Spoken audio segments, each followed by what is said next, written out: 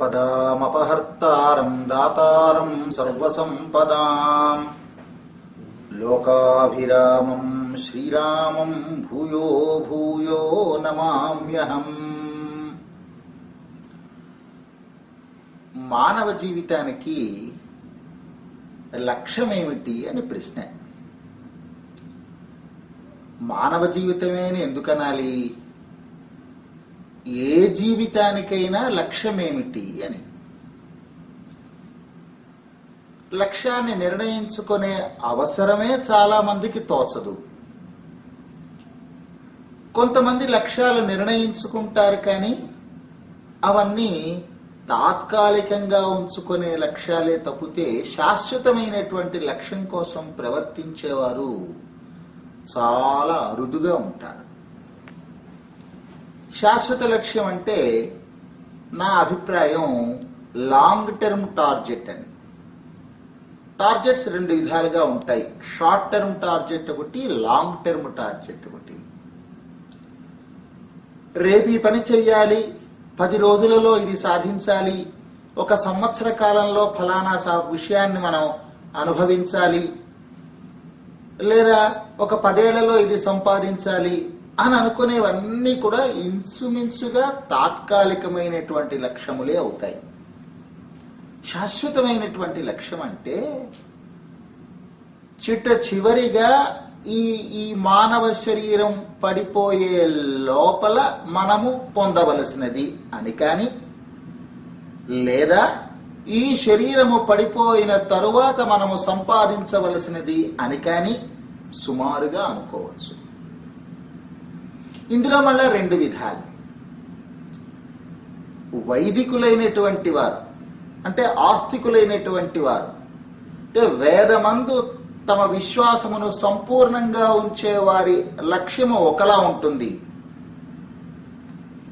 దాని యందు అంత ఆసక్తి చూపించకుండా నాస్తికమైనటువంటి విధానాల్లో ఆలోచించే వారి లక్ష్యం ఇంకొకలా ఉంటుంది.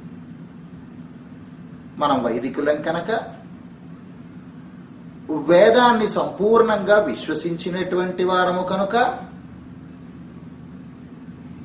వేదములలో కూడా ఉపనిషద్భాగాలని ఆదరించేవారము కనుక, మన జీవిత లక్ష్యాన్ని ఆ ఉపనిషత్తులు ఎలా శాసిస్తాయి అన్న విషయాన్ని మనం తెలుసుకోవాలి.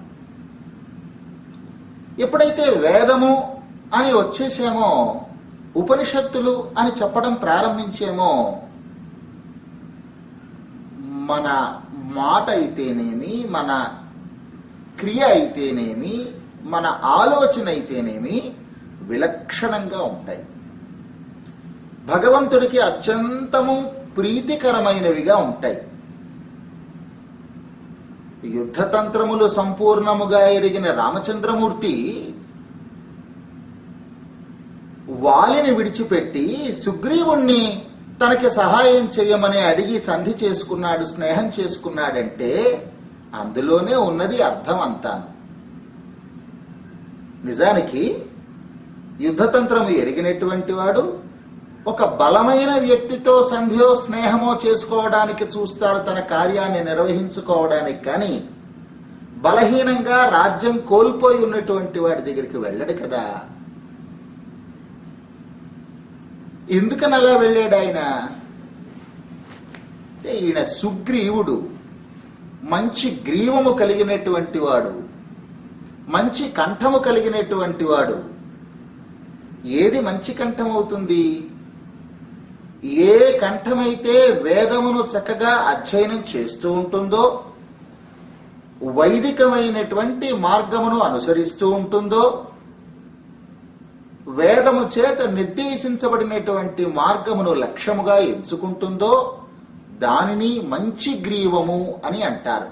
అంటే సుగ్రీవము అన్నమాట. సుగ్రీవుడు ఆయన, వేదమును నమ్మినటువంటి వాడు ఆయన.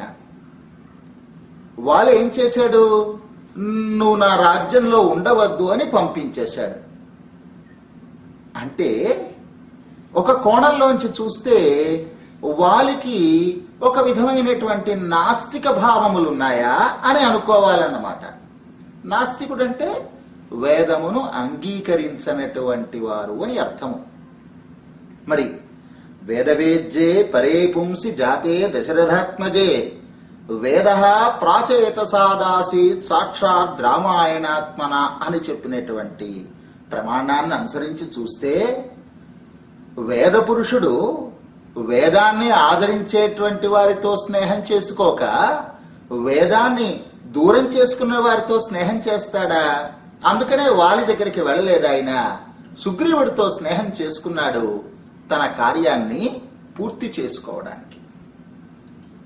అందుచేత భగవద్ అనుగ్రహం అనేది వేదాన్ని అంగీకరించినటువంటి వారికి సులభ సాధ్యంగా ఉంటుంది. అయితే అందులో కూడా కొన్ని చిక్కులున్నాయి. కృష్ణ పరమాత్మ మొత్తం ఈ మానవులందరినీ 2 విధాలుగా విభజించేస్తాడు. దుష్కృతులు, సుకృతులు అని 2 విధాలుగా విభజించేస్తాడు. పుణ్యము చేసుకున్న వారు కొంతమందట, పాపము చేసుకున్న వారు కొంతమందట. కీడించి మేలించాలి కనుక మొదట పాపం చేసుకున్న వారి గురించి చూద్దాం. ఆయన ఖచ్చితంగా చెప్పేశాడు పాపం చేసుకున్నటువంటి వారు ఎలా ఉంటారు అనేది. నమాన్ దుష్కృతినో మూఢా ప్రపజ్యంతే నరాధమాః మాయయా పౌర్త జ్ఞానా ఆసురం భావమాశ్రితాః అని 4 విధాలుగా ఉంటారట. దుష్కృతులు ఆయనని ఆశ్రయించరు, ఆయనని అంగీకరించరు. వేదమందు విశ్వాసము ఉన్నవారు లేని వారిని కూడా ఇందులో కలిపేసినట్టుగా మనకు కనిపిస్తూ ఉంటుంది ఈ శ్లోకం వ్యాఖ్యానం చూస్తూ ఉంటాను. నమాన్ దుష్కృతినో మూఢా, మొత్తం మీద మూఢులు, నరాధములు, మాయయా అపహృత జ్ఞానులు, ఆసురం భావమాశ్రితులు అని 4 కేటగిరీస్ చేశాడు ఆయన. మూఢులంటేనట వీరికేం పట్టదు. భగవంతుడు, ఆయన ఉనికి, ఆయన్ని ఆశ్రయించడము ఇలాంటి విషయాల జోలికే పోరువారు. నిద్ర లేచామా, ఏమైనా తిన్నామా, ధన సంపాదనో ఇంకొకటో చేశామా, భోగాలు అనుభవించామా, నిద్రపోయినామా లేదా, ఇంతే, దీనితోటే గడిచిపోతూ ఉంటుంది వీరికి. వేదమందు విశ్వాసం ఉన్నదా లేదా ఏమిటో తెలియదు, ఉన్నది లేదు, అసలు ఆ ఊసే పట్టించుకోరు వీళ్ళు. నరాధములని చెప్పి దానికన్నా కొంచెం పెద్ద కేటగిరీని తీసుకొచ్చారు. వీళ్ళట వేదమందు విశ్వాసం ఉన్నదని ప్రకటిస్తూ ఉంటారు, వేదాన్ని అనుసరించాలని ప్రయత్నం చేస్తూ ఉన్నట్టుగా కనిపిస్తుంది. కానీ ఎంతసేపు ఏమంటారంటే అబ్బో ఎక్కడండి, ఆ పరమపదం ఎక్కడండి, అది ఎక్కడండి, మన కర్మలన్నీ ఉన్నాయి కదండి, వాటి నుంచి బయటికి ఎలా వస్తామండి, అయినా ఇప్పుడు ఖాళీ ఎక్కడుందండి అని ఏవో కొన్ని నెపములు చూపించి భగవద్ అనుగ్రహానికి ప్రయత్నమే చెయ్యకుండా కాలాన్ని గడిపేసేటువంటి రజోగుణ సంపన్నులు వీరు. మూడవ కేటగిరీ ఉన్నది, అంతకన్నా భయంకరమైనటువంటి కేటగిరీ, మాయయా అపహృత జ్ఞానులు. వీరేమిటి తెలుసా?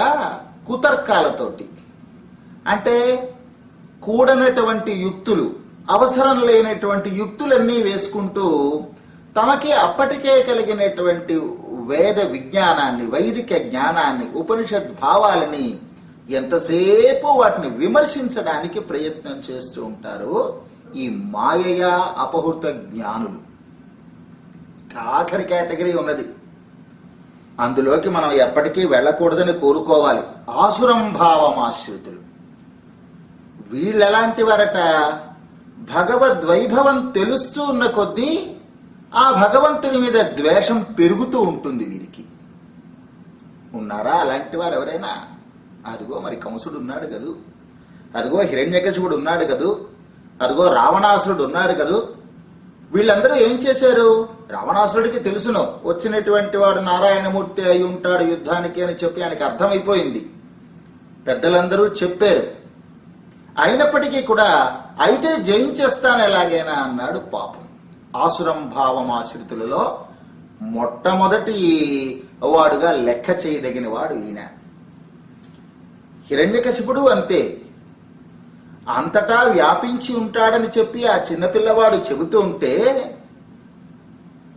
అది విని ఆయనకి మరింత ద్వేషం పెరిగింది తప్పితే ఆహా నా భాగ్యం కదా నాకు దర్శనం ఇచ్చాడు అని చెప్పి పాదాల మీద పడాలని చెప్పి అనిపించలేదు కదా. ఆ కంసుడు అంతే. ఇలాగ ఆసురం భావమాసుతులు అనేటువంటి వారు కొంతమంది ఉంటారు. వీళ్ళంతా కూడా ఈ 4 కేటగిరీస్ కూడా దుష్కృతులట, అంటే పాపం చేసుకున్నారట. సుకృతులు ఎలా ఉంటారు?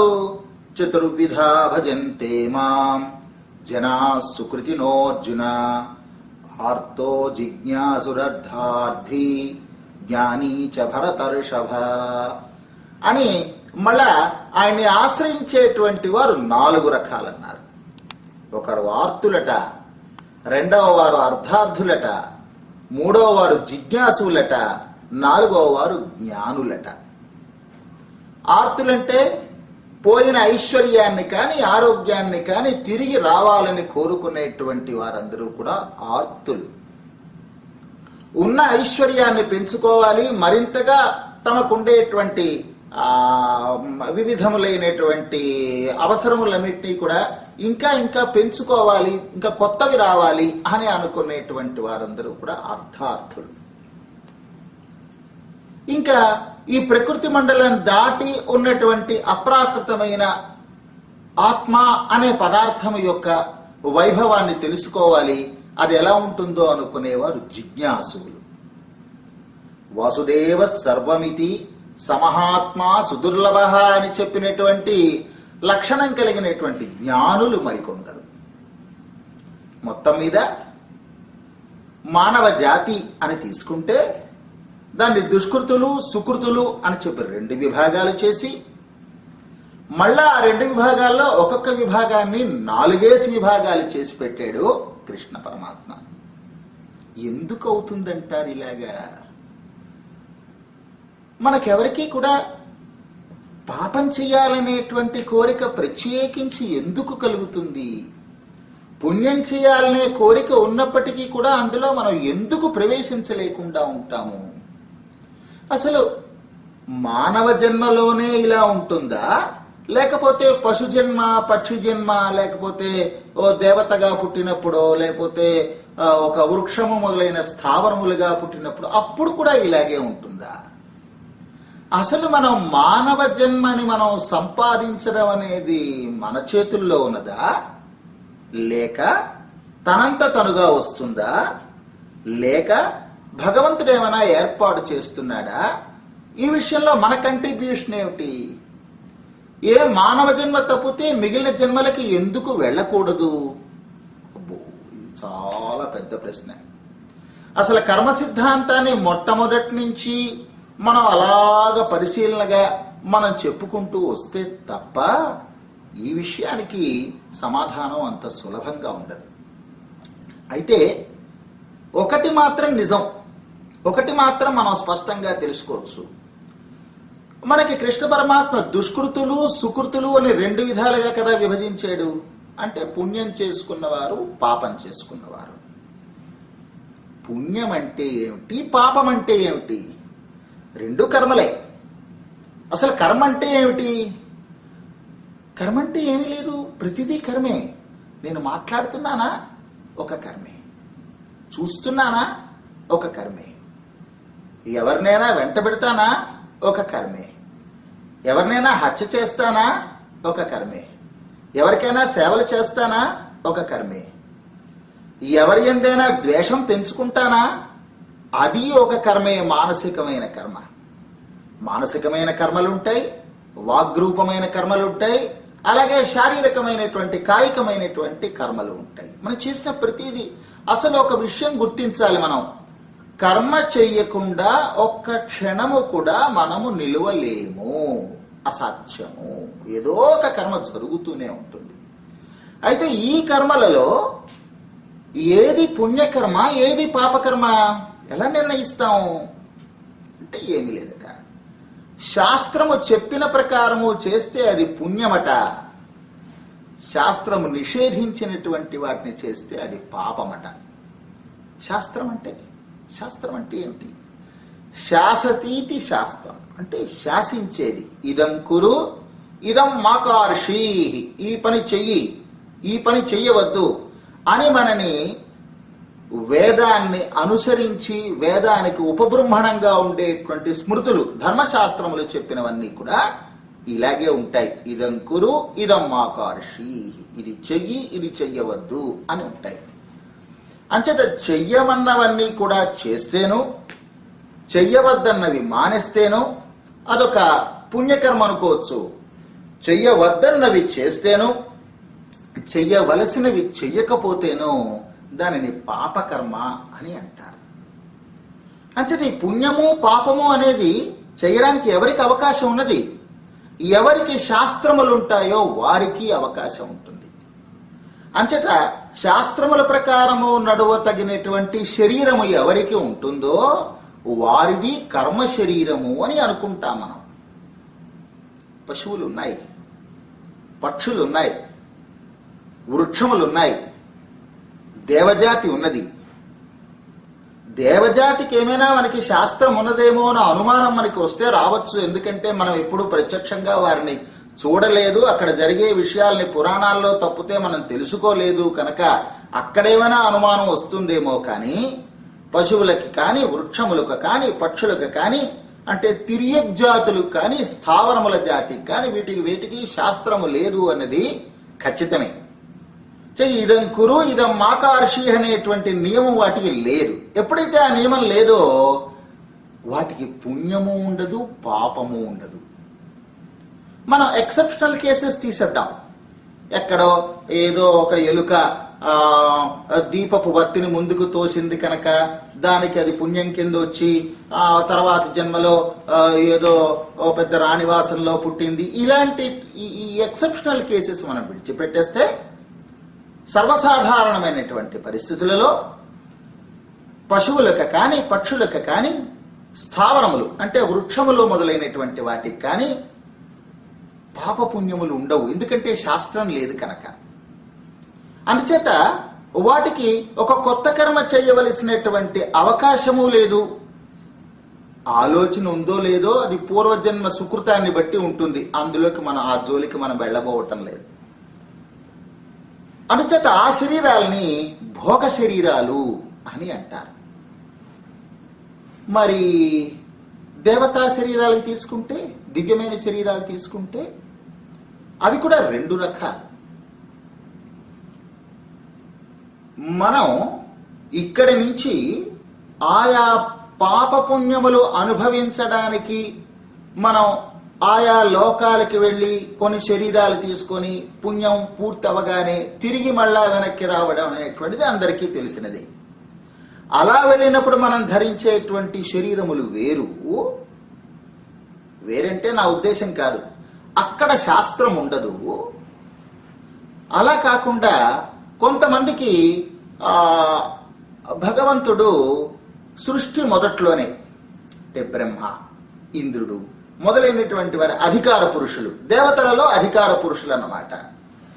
వారికి కొన్ని కర్తవ్యాలు ఉంటాయి. ఆ కర్తవ్యాలను వాళ్ళు ఉల్లంఘిస్తే వాళ్ళకి పాపము, ఉల్లంఘించకపోతే పుణ్యము. అంచేత అక్కడికి వచ్చేసరికి, దేవజాతికి వచ్చేసరికి అదొక విధమైనటువంటి శాస్త్రం అని మనం అనుకోవచ్చు. ఏది వారికి నిర్దేశించినటువంటి కర్తవ్యాల్ని వాళ్ళు పూర్తి చేశారా లేదా అన్నటువంటిది పాపపుణ్యం కింద ఒక కోణంలో మనం చూసుకోవచ్చు. కానీ సాధారణమైనటువంటి దేవతా శరీరాలకి అంటే ఇక్కడి నుంచి పుణ్యాన్నో పాపాన్నో అనుభవించి తిరిగి వెనక్కి వచ్చేటువంటి వారెవ్వరికీ కూడా పాపపుణ్యములు ఉండవు. శాస్త్రం అక్కడ ఉండదు. కేవలం సుఖానుభవం కానీ లేదా దుఃఖానుభవం కానీ ఉంటుంది కనుక ఒక సాధారణమైనటువంటి పరిస్థితిలో వారిని కూడా భోగ శరీరాలనే మనం అంటాం. ఇంకొక తమాషా, ఒక బ్రహ్మాండంలో చూస్తే 14 లోకాలు ఉంటాయి కదా. అందులో భూమండలం ఉన్నదే, భూలోకం ఉన్నదే, ఇది మాత్రమే మనకి పాపపుణ్యములు చేయడానికి చాలా అనువైనటువంటి స్థలము. మిగిలినటువంటి లోకాలు ఉన్నాయే వాటిలో చాలా వరకు కూడా మనము ఇది వరకు చేసిన పాపపుణ్యములను అనుభవించడానికి మాత్రమే వెళతాం కనుక వాటిని భోగభూములు అని అంటారు. మన ఈ భూలోకం ఇది కర్మభూమి అన్నమాట. ఇప్పుడు ఆలోచించండి, ఒక మానవ జన్మ రావాలంటే ఎందుకు మానవ జన్మ రావాలి? శాస్త్రం ఉన్నది కనుక, ఇదం కురు ఇదం మాకార్షి అనేది నిర్ణయం చేయబడ్డాయి కనుక ఆ నిర్ణయాన్ని అనుగుణంగా మనం ముందుకు వెళితే మనం చేసినటువంటి ఆ పుణ్యములను అనుసరించి, పుణ్యకర్మలను అనుసరించి భగవంతుడు మనని అనుగ్రహిస్తాడు కనుక భగవంతుడి కృప నిర్హేతుకమే అవ్వచ్చుగాక. అయినప్పటికీ కూడా మన వైపు నుంచి ఏదో ఒకటి మన కర్తవ్యం కింద చేయవలసిందిగా మనం పుణ్యకర్మలు చేయడానికి అవకాశం ఉన్నది కనుక, లేదా భగవంతుని ఆశ్రయించేటువంటి అవకాశం ఉన్నది కనుక మనకి మానవ జన్మ కావాలి. ఈ మానవ జన్మ కావాలంటే సుర నర తిరియక స్థావరములు అనేటువంటి 4 జాతులలో 4 కేటగిరీస్ లో మనకి మానవ జన్మ రావాలంటే అవకాశం ఎంత? 1/4. అదే భూలోకంలోనే రావాలని కోరుకుంటే 1/14 లోకాలు ఉన్నాయి కనుక, అంచేత భూలోకంలో మానవ జన్మ కావాలి అని అనుకుంటే 1/14ని 1/4 చేత గుణిస్తే 1/56 అవుతుంది. అంటే 56 జన్మలు గడుస్తే ఒక మానవ జన్మకి అవకాశమట. అది అంత ఖచ్చితంగా చెప్పలేము. ఒక నాణ్యాన్ని పైకి వేసి అది బొమ్మ పడుతుందా బొరుసు పడుతుందా అని మనం చూడడానికి ప్రయత్నం చేస్తే అవకాశం ఎంత? బొమ్మకు కానీ బొరుసుకు కానీ 1/2. అలానే 100 మార్లు వేస్తే అది 50 మార్లు బొమ్మ 50 మార్లు బొరుసు పడదు. 60 మార్లు బొరుసు పడవచ్చు, 70 మార్లు బొమ్మ పడచ్చు, మనం చెప్పలేం. అలాగే సుమారుగా 56 జన్మలు అయితే తప్ప ఒక మానవ జన్మకి అవకాశాలు తక్కువ అని మనం చెప్పుకోవాలి. ఎంత కష్టమో చూడండి. ఇప్పుడు ఈనాడు మనం మానవ శరీరంలో ఉన్నాం. ఈ మానవ శరీరంలో ఉన్న చమత్కారంగా చెబుతారు. మానవ శరీరం అంటే చాలా చమత్కారకంగా చెబుతారు. మా నవశరీరం. నవశరీరం అంటే కొత్త శరీరం. మరి కొత్త శరీరము నాకు వద్దు అని అనుకోవడానికి అవకాశం ఉన్నటువంటి శరీరం అట మానవ శరీరం. దీన్ని వృధా చేసేసామంటే దీని తర్వాత వచ్చేటువంటి శరీరాలు ఎన్ని శరీరాల తరువాత మనం మళ్ళా మానవ శరీరానికి రావడానికి సహకరిస్తాయో తెలీదు. అవన్నీ భోగ శరీరాలు. ఇదివరకే మనం చేసినటువంటి పుణ్య పాప కర్మల్ని అనుభవించడం తప్ప కొత్త కర్మల్ని చేయడానికి అవకాశం లేదక్కడ. ఒక నేరం చేసినటువంటి వాడిని రక్షక భటులు పోలీసు వాళ్ళు ఏం చేస్తారు? మళ్ళా వాడు ఆ నేరం చేయకుండా తీసుకెళ్లి జైల్లో పడేస్తారు. జైల్లో వాడు మరి నేరం చేయడం కానీ మరి మంచి పని చేయడం కానీ చేయడు. అలాగా ఒక జైల్లో పడేసినట్టు ఉంటుంది ఆ భోగ శరీరాలకి మనం వెళ్ళిపోతే అన్నమాట. అందుచేత ఈ మానవ శరీరాన్ని మనం సద్వినియోగం చేసుకోవాలంటే మనకి కొంచెమైనా వేద శాస్త్రముల తాత్పర్యం తెలియాలి. మనకు కొంచెమైనా సరే. అబ్బో చాలా కష్టమండి అని అంటారా? నిజమే, కష్టమే, సందేహం ఏం లేదు. మాకు తెలియదు కనుక దీనివల్ల మాకేమైనా లాభం వస్తుందా అంటే అస్సలు రాదు. Ignorance of law is no excuse. Rail ఎక్కిపోయి టికెట్ కొనకుండాను, టికెట్ కొనాలా నాకు తెలియదండి అంటే ఒప్పుకోడే టికెట్ కలెక్టర్. వేయవలసినటువంటి జరిమానా వేసేస్తాడు. మీరు ఒక మిక్సీవో ఒక గ్రైండరో కొనుక్కోవడానికి ఒక దుకాణానికి వెళితే వాడు ఆ మిక్సీ గ్రైండర్ ఇవ్వడంతో పాటుగా మీకు ఒక మాన్యువల్ కూడా ఇస్తాడు. ఆ మిక్సీని ఎలా ఉపయోగించుకోవాలో, ఆ గ్రైండర్ని ఎలా ఉపయోగించుకోవాలో మీకు తెలియటానికి. ఫలానా విధంగా జాగ్రత్తగా వాడు, ఆ ఎర్ర బటన్ ఇలా నొక్కు, ఆ తెల్ల బటన్ ఎలా నొక్కు అని అందులో క్లియర్గా ఇన్స్ట్రక్షన్స్ ఉంటాయి. వాటిని ఫాలో అయితే ఆ మిక్సీ మనకి సరిగ్గా పనిచేస్తుంది. ఏ ప్రయోజనానికి మనం తెచ్చుకున్నామో ఆ యంత్రం సరిగ్గా పనిచేస్తుంది, లేకపోతే పాడైపోతుంది. పాడైపోయిన తర్వాత మళ్ళా రిపేర్ కని తీసుకుని వెళ్ళారనుకోండి, మాన్యువల్ ప్రకారం మీరు చేసి ఉంటేనే వాడు ఫ్రీగా ఆ రిపేర్ చేస్తాడు. లేకపోతే you have to pay for it. అంటే నువ్వు దానికి తగినటువంటి మూల్యం చెల్లించాల్సిందే. అలాగే ఈ శరీరాన్ని మనకి లభింప చేసినప్పుడు ఈ యంత్రాన్ని, నిజంగా ఒక యంత్రం లాంటిదే ఈ శరీరం. ఏమిటో లోపలేవో ఆలోచనలు ఎక్కడి నుంచి వస్తాయో తెలియదు. అదేదో ఆత్మ అంటారు, పరమాత్మ అంటారు. తిన్నటువంటి ఆహారం ఎలా అరుగుతుందో ఆశ్చర్యంగాను, మళ్ళా ఒక గంట అయ్యేసరికల్లా మళ్ళా ఆహారం తినాలని కోరిక ఎలా కలుగుతుందో, ఈ కేశములు పెరగడం ఏమిటో, ఈ నఖములు పెరగడం ఏమిటో, కళ్ళు మిడుతూ చూడటం ఏమిటో, వినడం ఏమిటో, విచిత్రమైనటువంటి ఈ శరీరాన్ని విచిత్ర దేహ సంపత్తి అన్నట్టుగా ఇది ఎందుకోసం వచ్చింది ఈ మానవ శరీరం మనకి అంటే ఈశ్వరాయ నివేదం, ఈశ్వరుడికి దీన్ని సమర్పించడానికి, పరమాత్మకి సమర్పించడానికి, భగవంతుడికి ఆయన శ్రీపాదముల దగ్గర ఉంచడానికి లభించినటువంటిది ఈ శరీరం.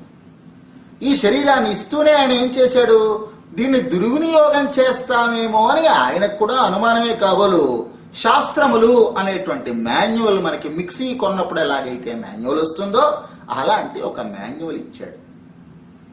మేం మాన్యువల్ చదవలేదండి అని అంటే ఆ మిక్సీ షాప్ వాడు ఎలాగైతే అంగీకరించడో అలాగే మాకు శాస్త్రములు తెలియవండి అంటే కుదరదు.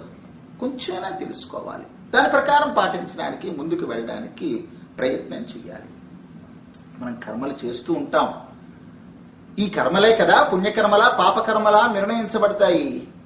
అది పుణ్యం అవనివ్వండి, పాపం అవనివ్వండి, ఈ కర్మలు ఏం చేస్తాయి తెలుసా? ఒక్కొక్క కర్మ చెయ్య ఇవన్నీ వెళ్ళి ఒక చోట నిలవ ఉంటాయి. భగవంతుడు అనేటువంటి ఒక పెద్ద కంప్యూటర్ అనుకోండి, అక్కడికి వెళ్ళిపోయి ఇవన్నీ ఉంటాయి. చిన్న ఉదాహరణ చెబుతాను, దాంతో మరింత క్లియర్గా ఉంటుంది. ఒక ఆయన ఉద్యోగం చేస్తున్నాడు అనుకోండి, నెలకి ఇంత అని జీతం వస్తూ ఉంటుంది. ఏదో జీతం అనుకుందాం, ఉదాహరణకి నెలకి 10,000 రూపాయల జీతం వస్తోంది అనుకుందాం.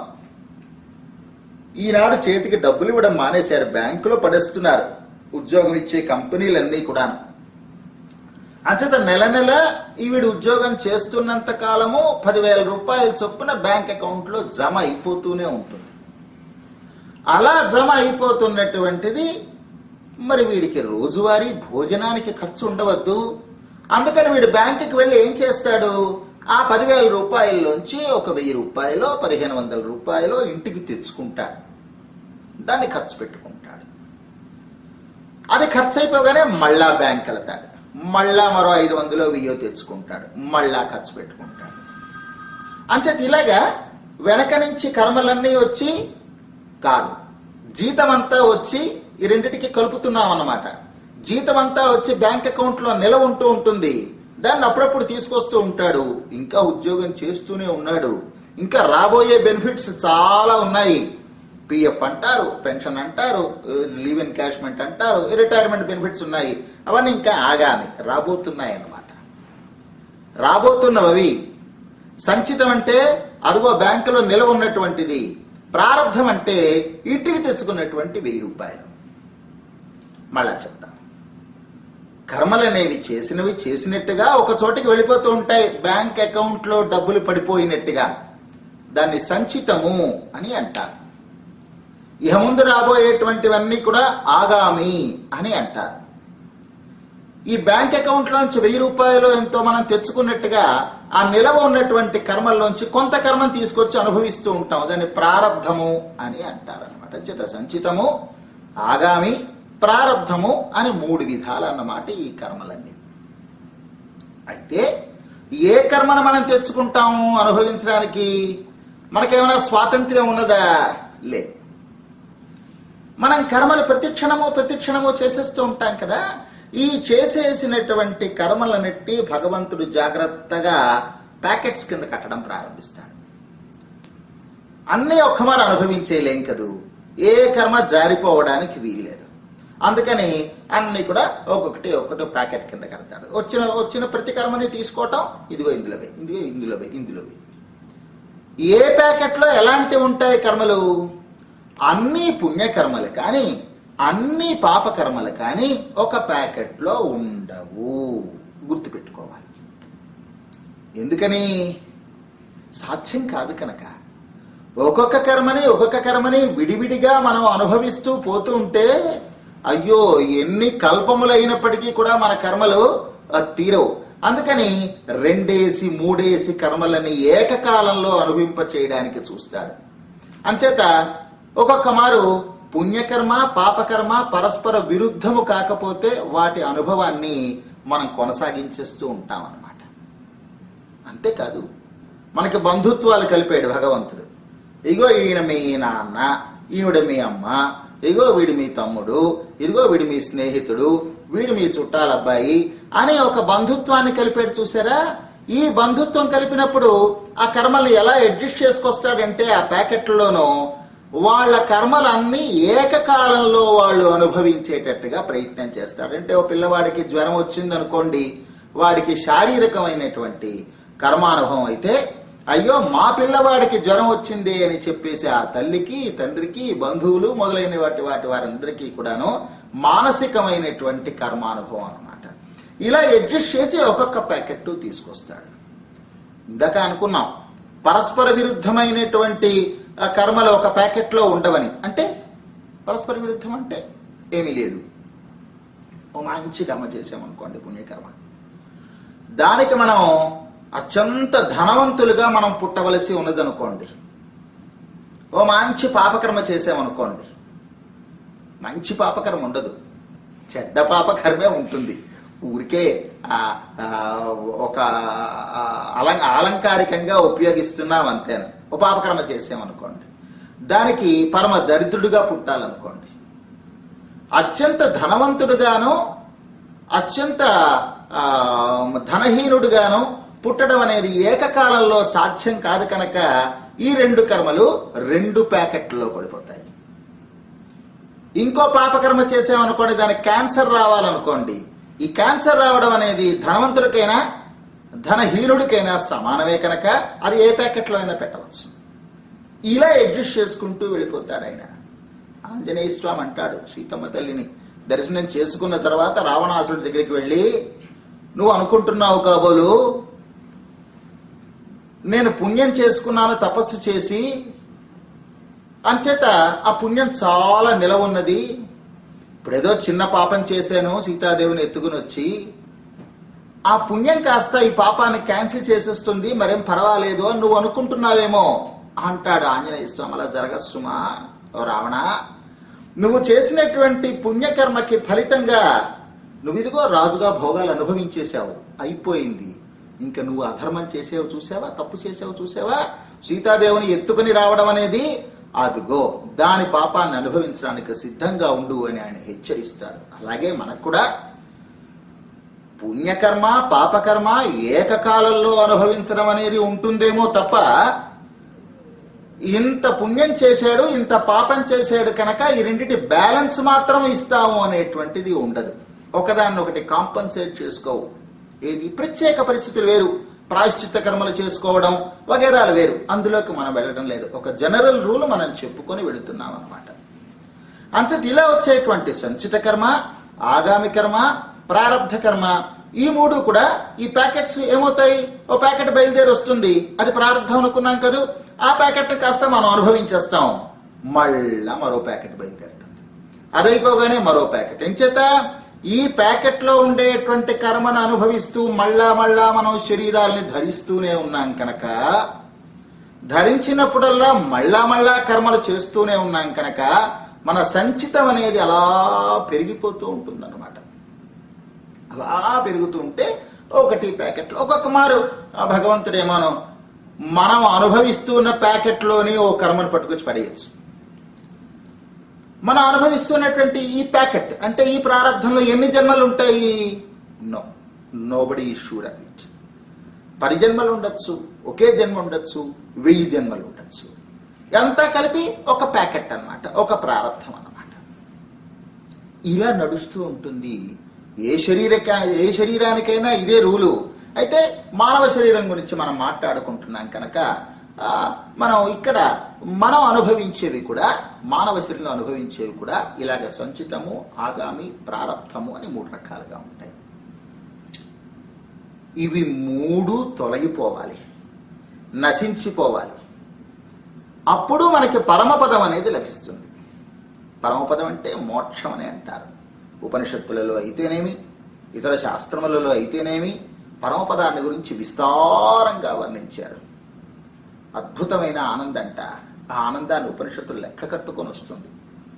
మళ్ళా మరొక అమ్మ కడుపున పుట్టవలసిన అవసరం లేకుండా మనం ఈ జన్మలో చేసుకోవడం అంటే పరమపదానికి వెళ్ళడమే అని అన్నమాట. అలాంటి భగవద్ అనుగ్రహ రూపమైనటువంటి పరమపదం మనకి లభించాలంటే ఇదిగో ఈ 3 కర్మల్ని కూడా మనం తొలగించేసుకోవాలి. సంచితము ఉండకూడదు, ఆగామి ఉండకూడదు, ప్రారబ్ధము ఉండకూడదు. రామచంద్రమూర్తి విశ్వామిత్రుడితో సహా బయలుదేరి మారీచుణ్ణి, సుబాహుణ్ణి వారిని కదా ఎదుర్కొన్నాడు ఆయన. వారిని ఎదుర్కోవడానికి ముందు తాటకిని సంహరించాడు. తర్వాత వెళ్ళాడు మారీచుడి దగ్గరికి, సుబాహుడి దగ్గరికి. ఆ సుబాహుణ్ణి కాస్త దగ్ధం చేసేసేట, మారీచుణ్ణి దూరంగా తోసేసేట. ఇవి రెండింటినీ మనకి పెద్దలు ఉదాహరణలుగా చెబుతారు. ఆగామంటే అదిగో ఆ మారీచుడు లాంటిది అన్నమాట. అంచేత అది అంటకుండా దూరంగా వెళ్ళిపోవాలి. సుబాహుడంటే అదిగో ఆ సంచిత కర్మ అన్నమాట, అదంతా దగ్ధమైపోవాలి. ప్రారబ్ధం అంటారా, దాని పేరే ప్రారబ్ధం, ప్రారంభం అయిపోయింది. ధనస్సుకి శరాన్ని ఎక్కుపెట్టి విడిచేసిన తర్వాత మరి దాన్ని ఆపలేరు కదా, అది కొనసాగవలసినదే. కానీ ప్రారబ్ధాన్ని కూడా పక్కకి పెట్టేసి వెళ్ళిపోయిన మహానుభావులు ఉన్నారు పరమపదానికి. నమ్మాళ్ళవారని వారు అసలు సంచితాగాములు ఆయనకి ఎప్పుడో పోయినాయేమో, ప్రారబ్ధం అనేటువంటి దాన్ని కూడా భగవద్ అనుగ్రహం చేత అక్కడతో ఆయన ఎప్పుడు పరమపదానికి వస్తానంటే అప్పుడు అన్నట్టుగా, నువ్వు వచ్చేస్తావా పరమపదానికి అని పెరుమాళ్లే అడిగినట్టుగా, భగవంతుడే అడిగినట్టుగా మనకి నిదర్శనాలు ఉన్నాయి. అలా ఉండేటువంటి సంచితము, ఆగామి, ప్రారబ్ధం పోగొట్టుకోవాలంటే మనమేం చేయాలి?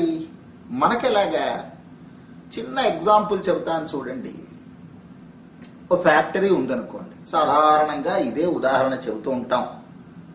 ఓ ఫ్యాక్టరీ ఉందనుకోండి, ఏం ఫ్యాక్టరీ అనుకుందాం? కార్డ్బోర్డ్స్, అట్టలు తయారు చేసే ఫ్యాక్టరీ ఉందనుకోండి. దానికి రా మెటీరియల్ ఏంటి? దేంతో తయారవుతుంది? చెత్త చెదారం. ఈ చెత్త చెదారాన్ని రోజు లారీలు తీసుకుని వచ్చి ఆ డంపింగ్ యార్డ్ లో పోషిస్తూ ఉంటాయి.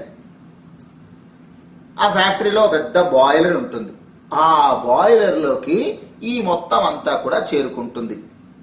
అక్కడ టెంపరేచర్ బాగా పెంచి నీళ్లు కలిపి ఆవిరితోటో మొత్తం మీద దాన్ని పేస్ట్ కింద తయారు చేస్తారు. అప్పుడు దాన్ని దగ్గరగా నొక్కేసి మనకు కావలసినటువంటి సైజు ముక్కల కింద అలా ఒక దీని కింద వచ్చేస్తూ ఉంటుంది. ఆ ముక్కల్ని కట్ చేసి వాటన్నిటినీ కూడా ప్యాక్ చేసి మార్కెటింగ్ చేయడం కోసమని ఒక పెద్ద గోడౌన్లో నిల్వ ఉంచుతారు. ఇదే పరిస్థితి మనకి ఇప్పుడు. ఒకటి సంచితము, ఒకటి ఆగామి, ఇంకొకటి ప్రారబ్ధం. ఏది ప్రారబ్ధము? బాయిలర్లో పోసేసిన తర్వాత అట్టముక్కల కింద తయారై వస్తోంది చూసారా, దాన్ని ప్రారబ్ధము అని అంటారు. ఏది ఆగామి? ఆ రా మెటీరియల్ అంతా డంప్ చేస్తున్నాను చూసారా, అది రా మెటీరియల్. ఏది సంచితము? అదిగో మార్కెటింగ్ కోసం అని చెప్పి, అమ్మేయటం కోసం అని చెప్పి గొడవల్లో భద్రపరిచయం చూసారా, అది కాస్త సంచితం అన్నమాట. ఇప్పుడు మనం ఈ ఫ్యాక్టరీ మూసేయదలుచుకున్నాం అనుకోండి, ఏం చేయాలి? రా మెటీరియల్ ఇంకా చేరకుండా చెయ్యాలి. మార్కెటింగ్ కోసం రెడీగా ఉన్నవన్నీ కూడా దగ్ధం చేసేయాలంటే ఏమిటి?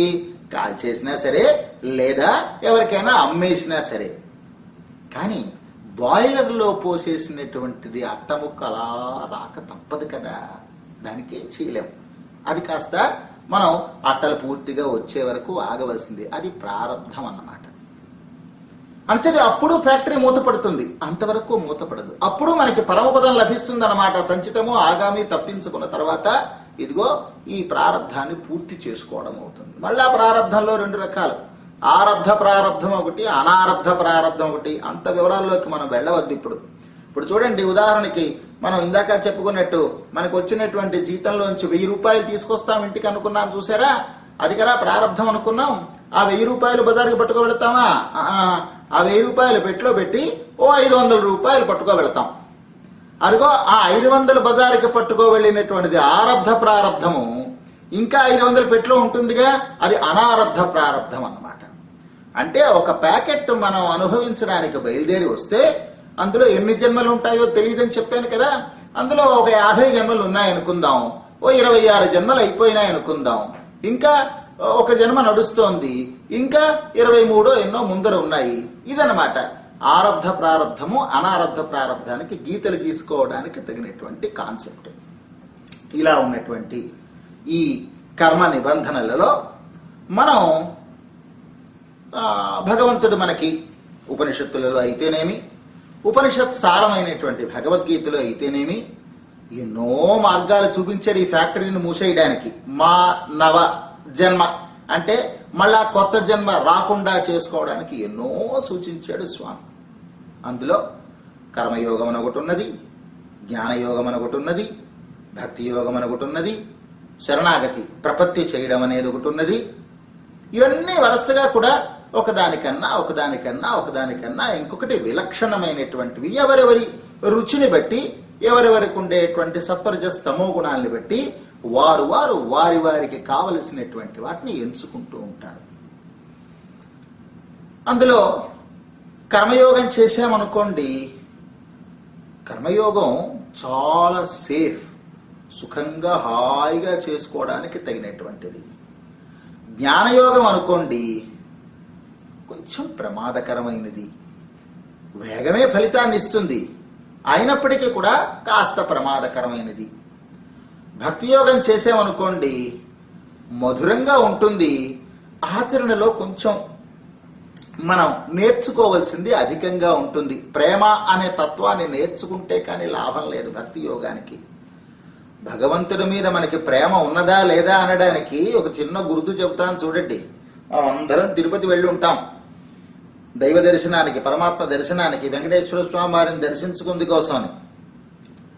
లోపలికి వెళ్ళగానే ఎంతసేపు మన కోరికలు ఆయనకి విన్నవించడం తప్పితే, స్వామి ఇన్ని వేల మందికి దర్శనం ఇస్తున్నావు కదా, పాపం నీ కాళ్ళు నొచ్చలేదా, అలా నిలబడిపోయి ఉండిపోయినావు, పాపం నీకు ఒక అరిగింపు అవుతోందా లేదా అని చెప్పి ఆయన యందు అయ్యో ఆయన ఎలా ఉన్నాడు అనే భావం మనలో కలిగితేనే భక్తి యోగం ప్రారంభమైనట్టు లెక్క. కలుగుతుందా మనకి? అంత సులభమా? ఆయనని సేవించగానే నాకేమిస్తావు కదా, మన ప్రవృత్తి ఎందుకో అలాగే తయారైంది. మా ఇంటికి వస్తే నాకేం తెస్తావు, మీ ఇంటికి వస్తే నాకేమిస్తావు అనేటువంటి ప్రవృత్తిలో ఉండడం వలన భక్తి యోగం కూడా దుస్సాధ్యము అనాలి తప్పితే అసాధ్యం కాదు. ఇంకా దానిపైన ఉండేటువంటిది శరణాగతి, భరన్యాసము అని కూడా అంటూ ఉంటారు. మన భారాన్ని భగవంతుని యందు ఉంచడము అనేది.